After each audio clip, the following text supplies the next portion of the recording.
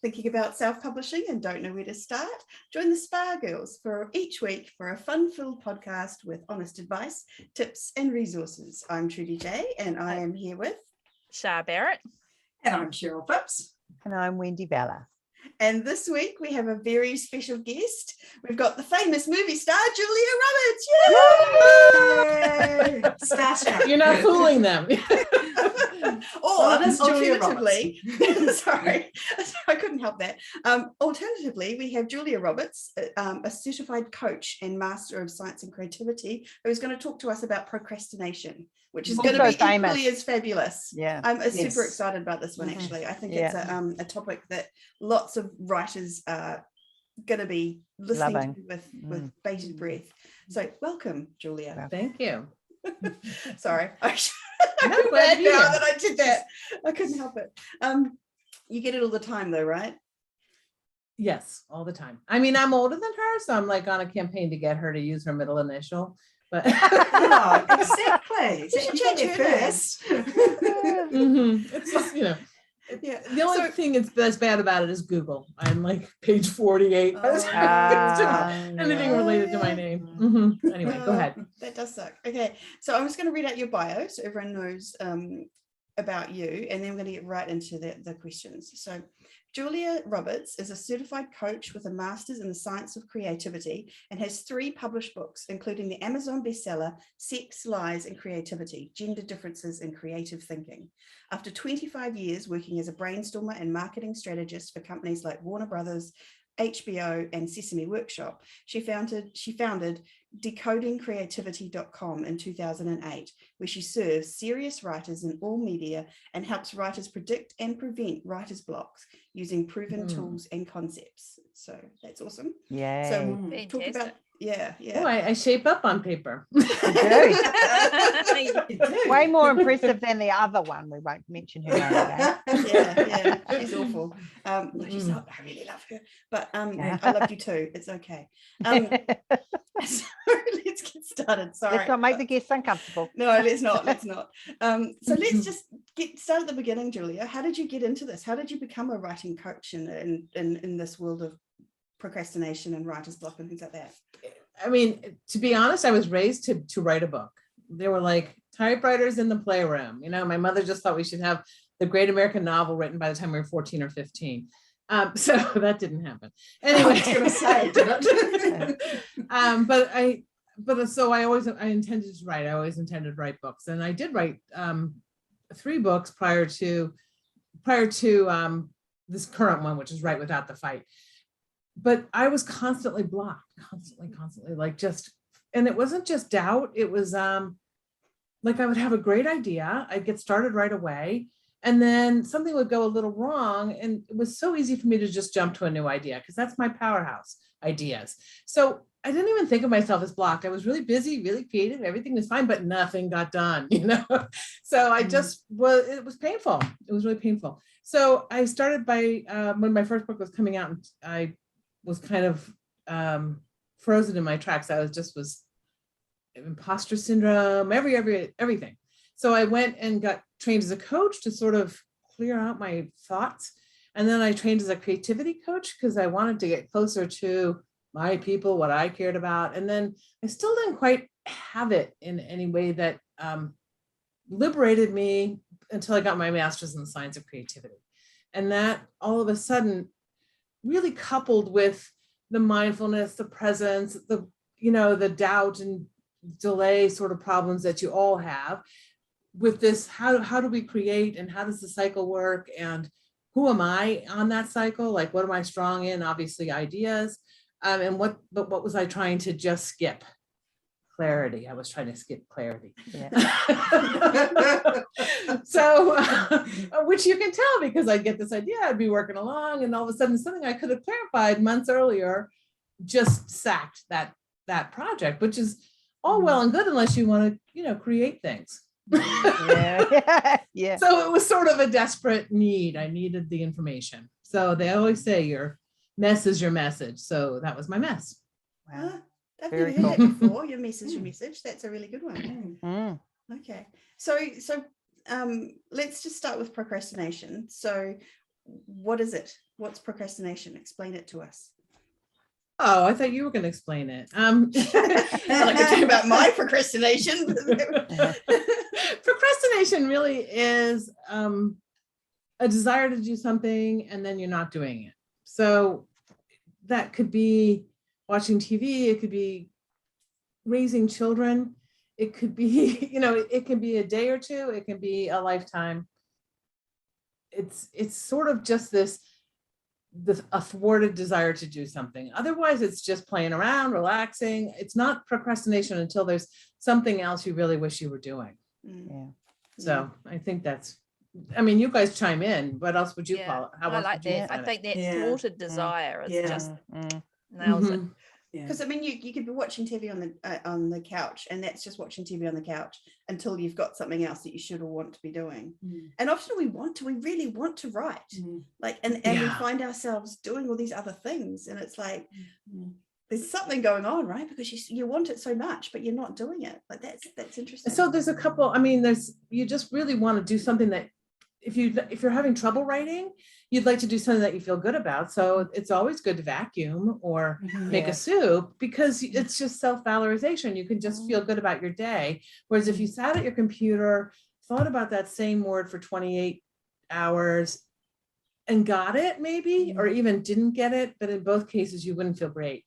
Yeah. That little advance wouldn't necessarily feel as good as something, riding a bike or taking points for something, Yeah. but Yeah. that's one reason. That's one of the main You reasons. hit it on the head too when you said that you'd be doing something like making soup or something like that, because you don't want to feel guilty about not finishing your project.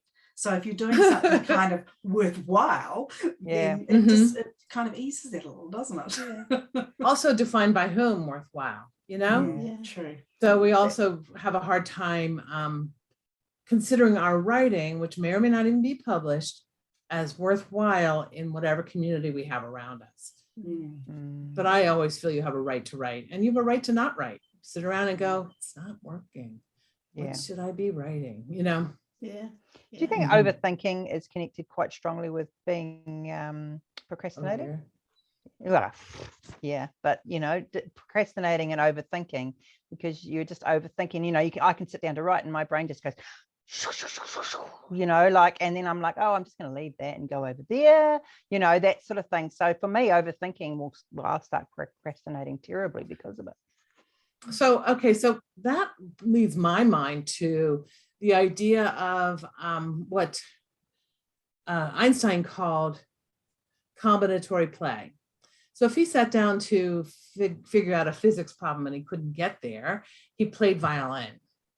So there's some kind of procrastination that can really contribute to what you're doing. And there's some that's avoidance, and only you really know which. It's not fair to say TV's always bad, solitaire is always bad, violin's always good. It's all about whether or not you're keeping sort of your brain fresh and alive, or if you're drowning out the as your brain goes.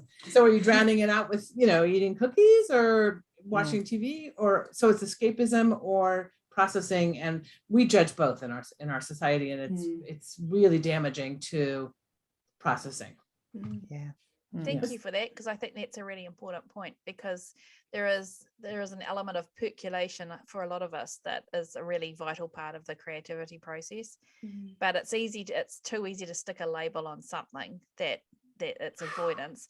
And I think in all of us inside, I know when I'm avoiding, like really know, like I'm pretty sure that we all know really the difference between the two, of avoidance or you have a right to avoid too, but but you can at least understand, like be present enough to understand which is which, because that was going to be one of my questions.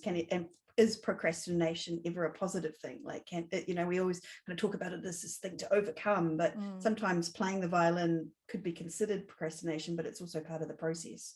Or I go ahead, Trudy. I'm sorry. I was just going to say, for me, it's exercise. Like if I go out and exercise often, we'll figure out whatever it is that's been bothering me or I couldn't figure out. Right. Or sleep. Sleep's really, there's a lot of research that that supports the idea that you sleep think. and that you're working on it as you sleep. So a lot of people would feel like a nap is a carnal sin, but it can seriously contribute to what you're trying to do and what you're trying to write. Okay, I'm totally using that. Yeah. My dream is to have afternoon naps because I Yeah, love having yeah. naps in the afternoon. Yeah, So- we're kind of cutting into mine. Sorry.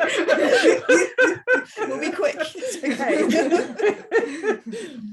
So why are we procrastinating when it's something we want to do? Like what is it? Like what It's are we a doing? really good question because it's something we want to do, right? It makes no Yeah. sense. So there's a couple of different factors that go into why we're procrastinating. One is just fear, and that's pretty universal. Just that fear of being vulnerable, fear of being exposed, fear of not being good enough. So just fear. We all have fears about trying something really near and dear to our hearts. So there's that, and that is always going to be there for you. There's no getting around that fear. I think Elizabeth Gilbert just says, for her, it's a conjoined twin with creativity. That fear is along for the ride, but it's not allowed to play with the radio. It's never in the driver's seat. It's not allowed to pick the songs, but it is there. So procrastination could just be that you need to consciously choose a way to live with fear. Okay, so that's one major part of procrastination. Now, another major factor or major cause of procrastination is that there are 4 major thinking phases of creativity that we all go through all the time. It's like wash, spin, repeat. It's an observed process. It's not a prescriptive process. So we're all doing it all the time whenever we're trying to come up with a word that rhymes with Bob, or if we're trying to, write a whole book. It's iterative. So it's little cycles within the big cycle. And so those 4, I'll name them first, and then we can continue. Those 4 are clarity, ideas, structure, and then finish, right? And they each they're named these things because they are actual shifts of the locus in your brain of where you're thinking. And they each have different outputs. So clarity has an output of understanding the problem, knowing what you're going to do, knowing why you're doing that, right? And what's stopping you? What are the challenges, right? And then ideas, we all know what ideas give us. They give us ideas, right? And then the next is structure. So you're taking those ideas and what are you forming with it? Is it a poem? Is it a song? Is it an invention? Is it a soup? How is it being structured? And then you take that and take it till you can get finishing energy. And you can just by thinking of those 4 ways of thinking, you can see probably in your own head that, those come from different places, right? Clarity is expansive and making sure you're thinking of everything thoroughly. And then ideation is really sandbox, play, humor, connections, smashing things together that make no sense. The weird idea of robots having sex in space, just like it's really pushing yourself all the way out to the weird idea. And then you have to rein that stuff in. It's not going to become a book or anything of any interest until those ideas sort of, take a shape. And then, of course, you get to a place where you have finishing energy. And some people excel in one of those or 2 of those and avoid the other 2. So procrastination can very much be that you are comfortable, you love your little space, or that you're afraid of the next space, or that you don't know how to do it, or your brain just doesn't work that way. And some tools could help you glide through that and try, so you don't have to try and work around it. You could, for instance, work with somebody who's really good at ideas, or you could work with somebody who's really good at finishing, but most of us don't have that luxury, right?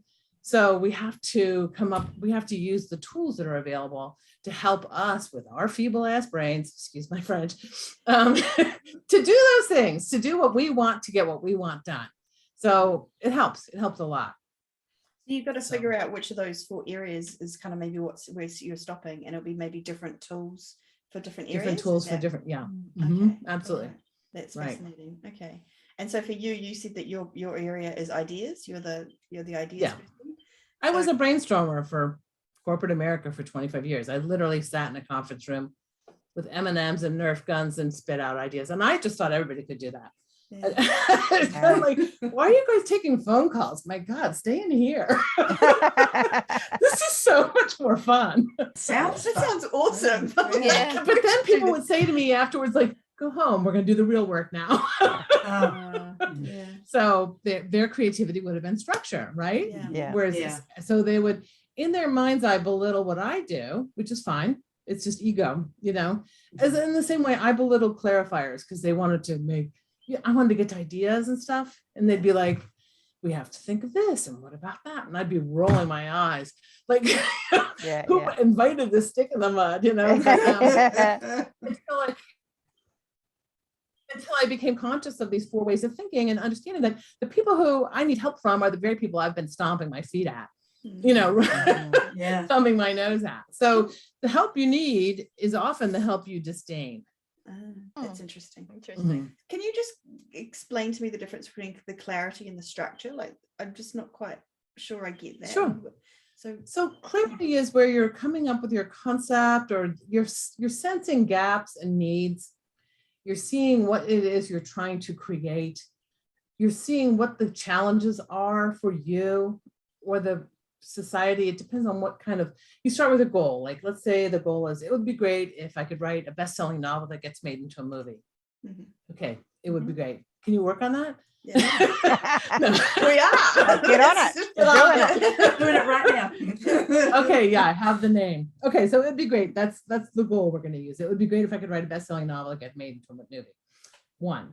So then you think to yourself, well, what are the challenges there? So you're clarifying, like, even why you want that. Is it true you want that? I mean, if you get down to 5 whys, you might get to where you're like, what I really want to do is tell my mother's story, or what I really need here. So you're clarifying your goal. And so that's that. Then you go into ideas that are going to help you do that. I want to do a graphic novel about my mother's journey, blah, blah, blah, blah, blah. Then you go into structure, and it starts to be, it starts to become whatever it's going to become. It gets a voice, you're selecting and perfecting those ideas that you had in the ideas phase. So at that point, so there's 2 major concepts in creative theory. One is divergence, which is everything in the world, and the other is convergence, which is selecting and perfecting. So they are the inhale and exhale of creativity. And usually there's one we like better than the other. I'm an obvious divergent, right? But you can't avoid converging. It's like putting, the gas pedal and the brake pedal at the same time. So you really need to separate those 2 thinking sessions, like literally physically, like get all your ideas, push yourself for a lot of ideas, and then after dinner, select them, because your brain literally has to shift from one locus to another. And so if you go into converging with the same playfulness and humor and sort of love fest you have for all your ideas, you'll never select well. You won't come away with a faculty of, like, it's like writing as you edit as you write. I mean, you want to be able to write and then edit, because and you can edit a little bit, like you're still writing, but I just mean this idea of judging what you're writing as you write takes you out of it. All of a sudden you're not generating, you're not divergent, you're convergent. That's interesting. So I think I'm pretty sure it would actually be interesting. We'll have this discussion maybe offline, but which of those areas for each of us personally. But for me, the clarity is the one that is I'm the ideas person like you, and my favorite time in my creative life was always working like in an ed department, and together brainstorming, that kind of thing. That was really easy. I'm good with the one-liners, all that kind of stuff, but it's the clarity. And I've seen we've had just coincidentally a number of questions lately from listeners. How do I know, they're sort of struggling to put the project, or they've got lots of projects that they're working on or unfinished or what. It's just that, and I totally understand, it feels like you're at sea and you're getting kind of buffeted around, but you just don't, there's land ahead, but you're not sure how to get there. How do you get past that point? I think she's frozen. Uh-oh. She has indeed frozen. Having a bad connection, maybe. Oh, Ah, there you there she are, is. back Yay. again. Okay, hello. So you missed all of that. That's a really good question. Maybe. Oh, So I couldn't hear you for a while. It's okay. It was just about clarity and how does one, I mean, we can't go into all of the different areas, but it was overcoming that clarity hiccup. I think she's frozen. Is she here again with us? No. I can hear you. Okay. Cool. No. No, Can you hear us now? I can hear you. Okay. Okay, cool. Okay. We can hear you. I think you're all right now. We're okay again. So the question, you want to repeat the question again? Did you hear the question? I didn't hear Sharon. No. Did Oh, you? it What was the it question? was I think for I me can edit this. Yeah.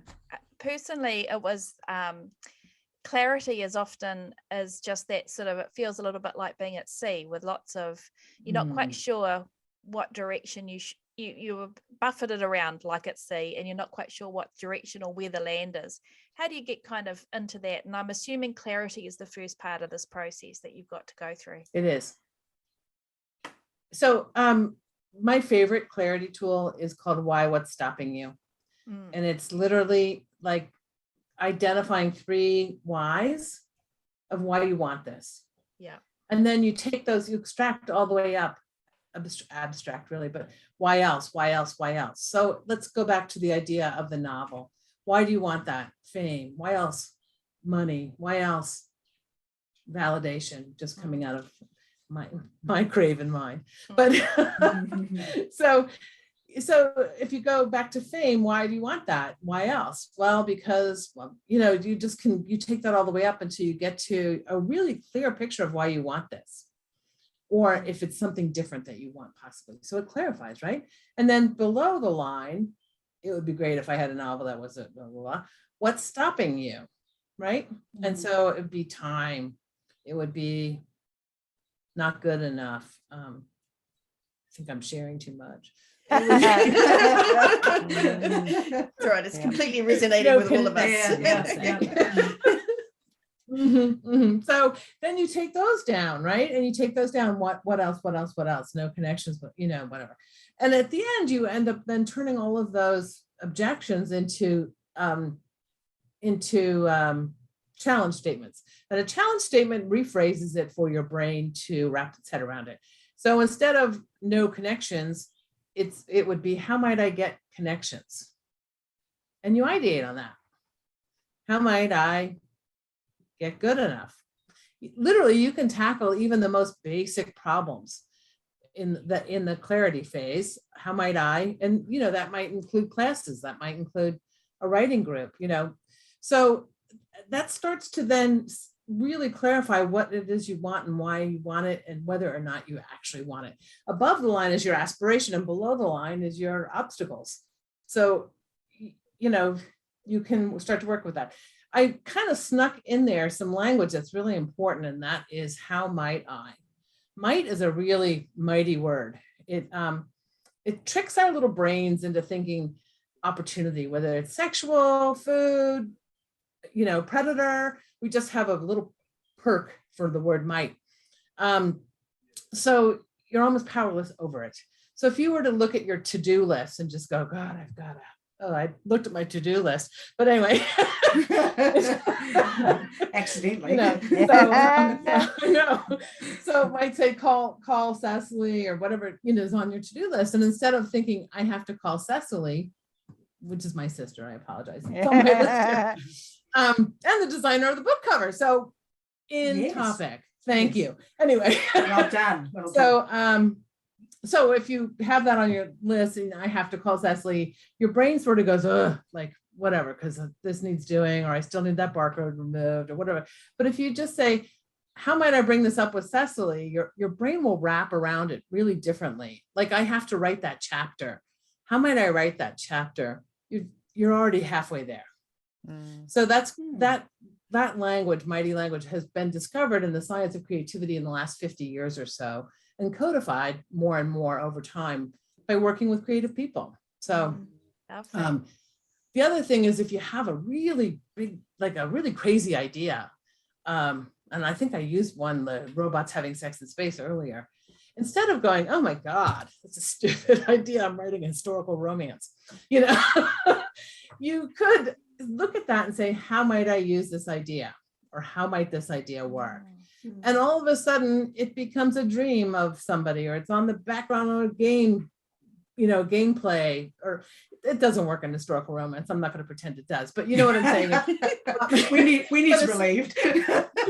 But as soon as you say, how might I, or how might this idea work? It's called positive affirmative judgment. Sorry.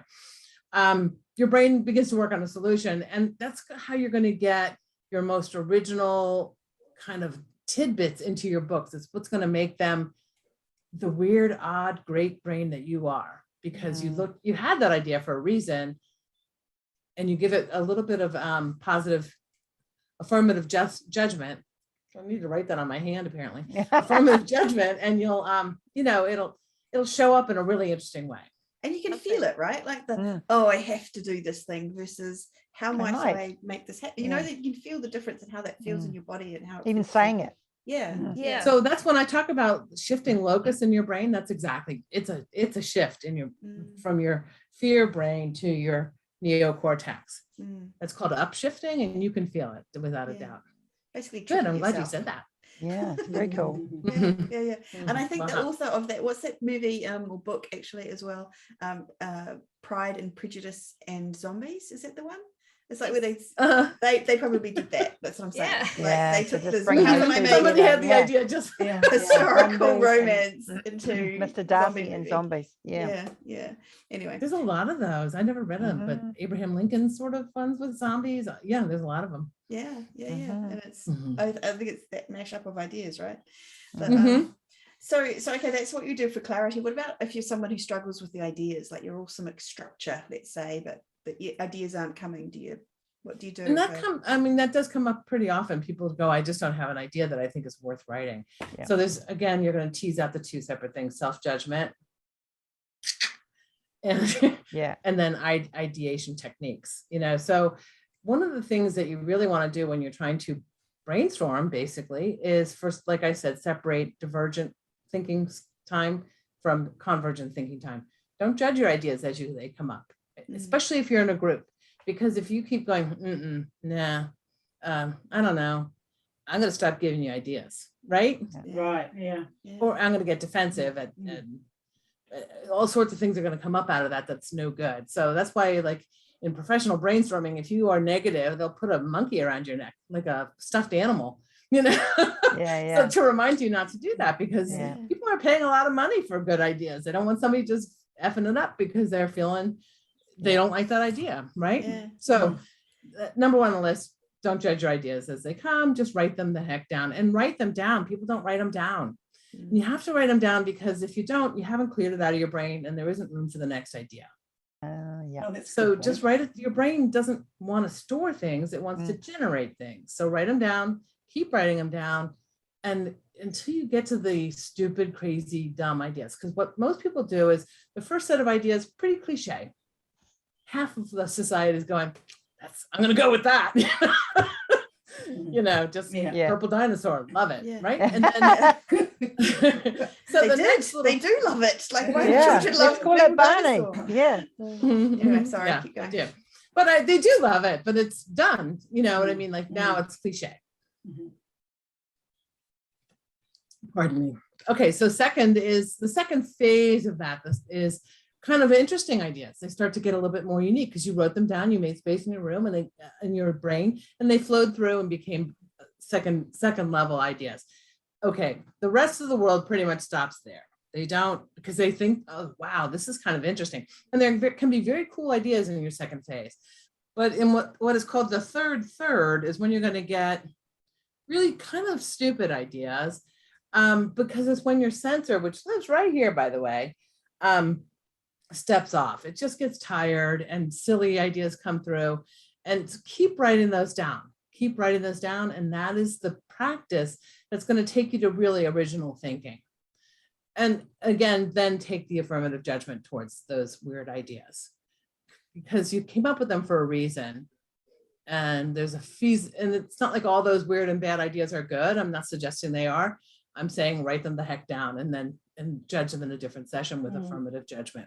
So pushing yourself to actually have way more ideas than you need is job one. Especially if you're not, that's job one for even great ideators. But people who kind of stiffen up and don't want to do ideas, that they, feel, I don't know, threatened, defensive, the way I feel during clarifying. Let me think. Things like that. Threatened, defensive, whatever. Yeah. You're alone, you're in your room. Just push yourself to come up with ideas without judging them. Yeah.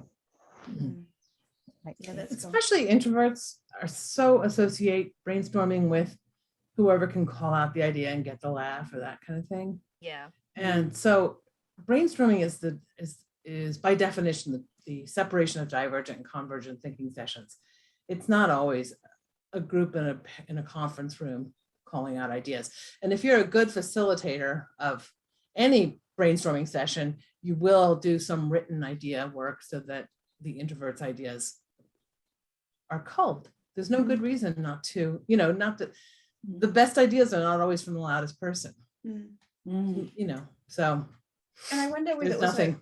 There's certain people who are better at off the cuff stuff too. Like I think I remember talking with a friend of mine who does the Myers-Briggs stuff where you get the NFPJ, whatever. Yeah.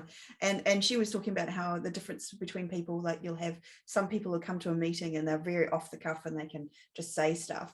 Other people, you've got to give them the agenda 10 days before the meeting so that they can have time to think about it and process it. And then they come to the meeting with their good ideas. Is that something that you, like, how do you? Yeah, so that's not addressed really by this, but probably a converger is more likely to be someone who wants to think it through, and a diverger, somebody who would be more off the cuff or more improv. Yeah. I mean, when it comes down to it, every single creativity has a convergent expression and a divergent expression. So stand-up is really a convergent. You selected, you perfected, every night you do it just a little bit different for the bigger laugh. It's just over and over and over again, perfection. That's a really convergent approach to comedy, right? Improv is the exact opposite. It's really just, you have to turn off your sensor and say things before you know you're saying them, right? So, I mean, there's every single way of creating has ways that have accommodated divergers and ways that have accommodated convergers by nature. So we all do both, but we're all usually more comfortable with one than the other. So are we trying to, like, say, for example, if I feel like I'm probably a divergent person, I'm trying not to confuse it with the movie Divergent in my head, but it's probably not happening. I went there too. So, yeah. Mm-hmm. And but should I be trying to also be convergent at a different stage? Like, is that what we're trying to do? Like, if you know that you're a convergent person and you're very detail, narrow, niche focused, should you be trying for the divergent at different areas? Yeah, that was a nod. So it's a really good question. Personally, I find you should not apologize for what you aren't. End of subject. You have a brilliance. You do have to drag yourself through the divergence. So there is a dedication to that may seem outsized for what your talent is, which is why I like tools, because you don't really want to get a degree in in divergence. You've got this incredible skill and talent and strength, but it's falling apart if you can't get the ideas that feed that, So you want to develop your tools that'll help your brain wrap its head around divergence or work with a divergent person. But I think one of the beautiful things about understanding who you are creatively is you just quit apologizing for who you aren't, and you quit feeling self-conscious about somebody's going to notice I don't do that well, like we all are like, my ideas are bad and slow. It's just, you know what I mean? You know who you are, you're good at what you do, and you don't apologize for it anymore. You understand your value when you can just sort of get a good sense of how you think creatively. Yeah, that's awesome. So what if you're someone who's awesome at clarity, really good at ideas, and you get stuck on the structure? What are the tools for people who need better structure? And we've lost her again. Oh, I wish we had Oh it. no, here we go. Oh, yeah, there we go. Yeah. Can you ask the question in the chat if we're losing? Yeah. Okay. I'll just ask it again, and I'll just try and. Oh, Oh. No, Can you are hear you me? there? I can now. Yeah. Yeah. Yeah, Okay. yeah, I'll okay, ask the go. question again. So if someone is really good at clarity, they've got the ideas all sussed, they're all fine with that, but it's the structure that they're having issues with. What are some of the tools that they could be using to help them stop procrastinating at the structure end of things? Okay. So Sorry. write it. Go. Visualize it. Okay. Visualize it. Let your brain do half the work. So there's a phrase that we use called what I see myself doing. And then I see myself. What do I see myself doing is writing a chapter a day, starting my rewrite on June 21st, whatever it is that, you've come up with. And then but you're visualizing. But you can also visualize like, as you're about to write a chapter, you just sort of say to yourself, okay, show me. And then you're really chasing that vision instead of creating it, right? Like if you have Bob and Alice, Ted and Carol, showing my age, it's a very old movie. But we all got it. We all got it. It was not even my generation, it was my parents' generation. Yeah, But at any rate, if you can just say, okay, in this time frame, we're going to take them from here to here. This is the scene. Show me. So you can see we've already backed up and done some clarity. We know what we're doing idea-wise, you know what I mean? Like, but let your brain do half the work and then chase it writing-wise. Yeah. Mhm. Yeah. So, but what I see myself doing or show me, both visualizations, we have really strong visual brains. Even I'm not a visual thinker. Only about 30% of humans are actual visual thinkers. They don't think verbally, they think images. I'm not even that, but but we are by nature, by humanity, very visual. So I like the idea of that. I do a visualization, that sounds weird, but at night, and it's like, what do you see yourself doing the next day, and imagine yourself doing everything you need to do and doing it well, and it totally works. Like it keeps me on track. It's like, oh well, I already saw it happening in my head last night, so I've got to get up now, and I said I was going to do this thing there, and so I can see how that would really work for us if we're trying to write the next chapter, and you're visualizing the chapter, and then you get to it. And for some reason it gets a bad rap. It's as if somehow you're a guru or an elite athlete, or if you use the word visualize, it's suddenly it's like, I don't know, you're some kind of witchcraft or gypsy or something. In actuality, it is our strongest brain power. So that's a great example of how to use it. I had never thought of that. Yeah, Visualizing the next day. It totally works too. Like I honestly get so much done that I wasn't getting done, and it's just because of that. Because I have it in my head. Once it's in my head, I have to do it. It's like when I decided to go ziplining. Once it was in my head, I had to go do it. Anyway, so that's cool. So that's to visualizing is an awesome way to get through the structure end of things. How do we get to the finish line? Like how do we make sure? So finishing is really about there can be a certain finishing energy, and it's sort of synonymous with flow. Mahai, Chittamahai, so sometimes it can just visit you and you can go for finish in a really great way. And you lose track of time. Whatever world you're writing is more real than the world you're sitting in. That's flow, and you can invite flow, and you can encourage flow by sort of having a routine of I write at 9 a.m. and then you're much more likely to be visited by flow at 9 a.m. because you're there every day writing. So there's ways to manipulate and habituate flow, and that can take you to finishing energy. The other way, and it's a little bit businessy from my likes, but is just a dashboard or a calendar or something that. But our brains, our little baby brains, such babies, our brains like rewards, right? We like sensual rewards, chocolate, stickers. For God's sakes, how did you get your children to make their bed?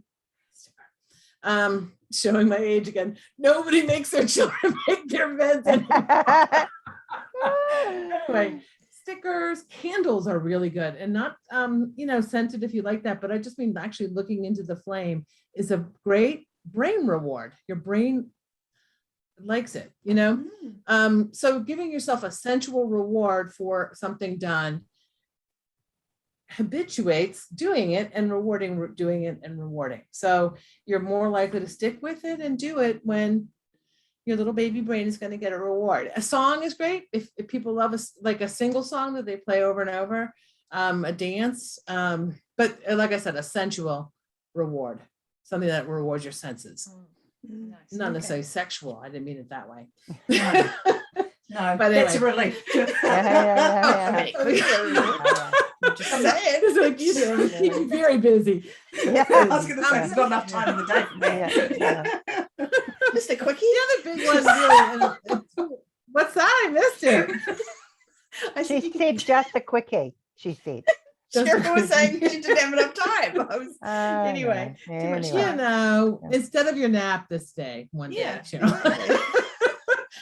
Another really big one that I teach all the time is called resistors and resistors. And resistors, like when you're sitting up your project and you're really excited by it and you still have all that positivity, you want to put all that positivity into a battery of sorts that you can tap into later when you're down and out. So you just start writing everybody's name whom you can think of. 200, 300, 400 people you can have, right? None of us, I mean, how many friends do you have on Facebook? It's not hard to come up with a few hundred people, right? Yeah. So next to it, you just put a small thing that they might do for you. Watch my kid, laugh at a joke, help me name something, introduce me to their agent, go out for coffee, put me on their podcast. Just a little teeny thing. People don't mind doing something when it's small and specific. Yeah. So when you're down and out and feel like you can't do it, it's no good, why did you think? Just look at one of those people and, push yourself to do one of those things, and it'll help you climb back out. And it's like packing a battery with your positive energy up front. Yeah. Very cool idea, actually. Yeah. I've never heard that one before. That's awesome. So it's just like It's not mine. All these are really well-tested tools in the creativity practitioner industry. It's I don't know who. yeah. I cite it with a footnote when I use it, but you know what I mean? Like it's a well-tested, these are all well-tested tools on thousands of people. What about one that I've been using is the idea of like if you're feeling in a funk, is going back to a memory that was happy, like and kind of getting yourself in the same vibe as that, and then approaching your work with that vibe. Does that kind of I like it. Is that something that's tested? No, not to my remaking knowledge, but that I up. like it. Yeah, okay. It sort of But I feels mean, the that same, wouldn't be right? it does. It's well, I mean, there are people who would say that any attraction sort of vibing thing has been tested and is physics and all those things. That's like a different kind of science than what I ascribe to, but I don't know that it's not true, And certainly your experience would say, I can get myself happy and that will help me do what I have to do. And in my little science tunnel, that would be called upshifting. And it's taking, so, there's a triunal brain, 3 parts, and they evolved that way. Like we had first the reptilian brain, which is basically really fear-based, and it runs all the unconscious breathing, heart beating sort of things.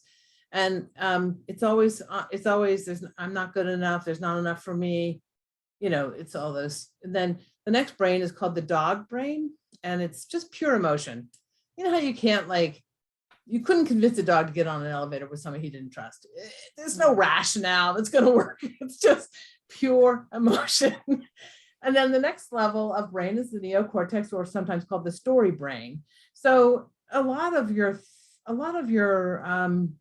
negativity, fear, procrastination will require upshifting. And that's a perfectly great way to upshift that you just said. Yeah. So And that's upshift from tested. the lizard brain to the dog brain to the top brain. Is that Yeah. right? Yeah. Yeah. So, I mean, if you have an emotion, I think people mostly think that you have the thought first, which makes you sad, right? But in actuality, you have a sad feeling And your brain, because it's egotistical and, like I said, a baby brain, will work hard to come up with a story for why you're sad. It's so ridiculous. Yeah, And then all of a does. sudden the sadness makes sense and you get sadder. So, just being conscious of some of your thoughts, or even like writing down some of your thoughts, helps you just see it and go, that's not even true. Why am I getting sad over that? It does, it does happen that way. So- Sometimes you get depressed, and you think, But that's really that is the domain Why? of coaching more than the domain of science. Do you think it, as authors, we're probably better or worse at telling ourselves stories to make it fit? In the respect that, you're Person, I think at the moment. yeah that you're trying to make an excuse for why you're behaving the way you are, and I think we all do it, don't we? Yeah, totally. absolutely. I think we're better at it because we're authors, right? And we can tell ourselves better and more stories. And we can go down, and I mean, you can get a little thought. I can get a little thought in my brain, and then I've gone down this rabbit hole, and but now I've managed to be able to go stop myself, and then just dig back out and go, why am I feeling this way? Where is it going? And how did I get there? And then pull myself back out. And quite often it's nothing, like it's just, it's weird. Yeah, sometimes you can get down because of the weather or something that's happening in the news or something like that. And then, that's actually started it all, but you can manifest it into something. And it just starts that depression roll, and you don't want to write, and you don't want to do this, and you don't want to do that. And it's like, it's a roll-on effect, isn't it? Yeah. Right. Totally. I was reading advice this morning, and it was don't look at your phone first thing. Like don't if you want to write, don't look at your phone. And I mean, I'm guilty of it. As soon as I wake up, it's the first thing I look at. Like, why do I do that? It's like this Pavlovian response to waking up is to look at my phone. Is it brain or the dog brain when you're doing that? That's what I'm pretty sure I'm stuck between the reptile and the dog, man. I feel like there's a lot of upleveling going on with my brain. Like sometimes it's just like, oh, seriously. So we've lost our guest, our wonderful guest. She's disappeared. Julia. Hopefully we can get her back at some point. She was wonderful though. Had some great tidbits for us. Yeah. Do you know what? I've got more questions for her, but maybe next time. I wanted to talk to us about writer's block, because I'm curious to know how writer's block might fit in. So is it just that we are not working, like one of these 4 areas is not working properly? Here she comes. I'm going to let her back in again. We'll see how we go. And is it one of those areas just not working, and that's why we're blocked? And so if we can kind of figure out which of those areas is not working, then that's how our block becomes okay. Is it something like that? Does that, I mean, that how we can work on the block? Sorry, I'm back. Hello, we're back. We just keep going without you, Julia. We're going to quickly ask you another question in case you go again. Go, Troodles. Okay, go. Oh no, she's already frozen again. No, we got you. We've got you. Okay, so I just wanted to ask about writer's block. So is writer's block, is it when one of those 4 areas gets kind of stuck? You get stuck there and you can't get out of it? Yep, no, she's gone. We lost her again. Okay. Oh well, never mind. Been a long time since this has happened. I know. It's a bit of a bummer. Okay, so I'm going to end our interview now. And if we can get back on with Julia, we might just tack on a couple more questions at the end of this interview. She's gone, definitely. Okay, so that was awesome. I'm going to tell you where you can find Julia. It is at it's decodingcreativity.com is where you can find her.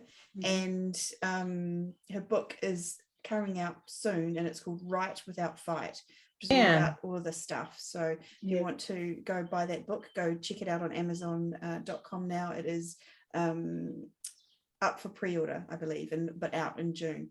So that's Julia, where can we be found? We can be found at sparkgirlspodcast.com, and if you happen to be on TikTok or Instagram, please go and give us a follow.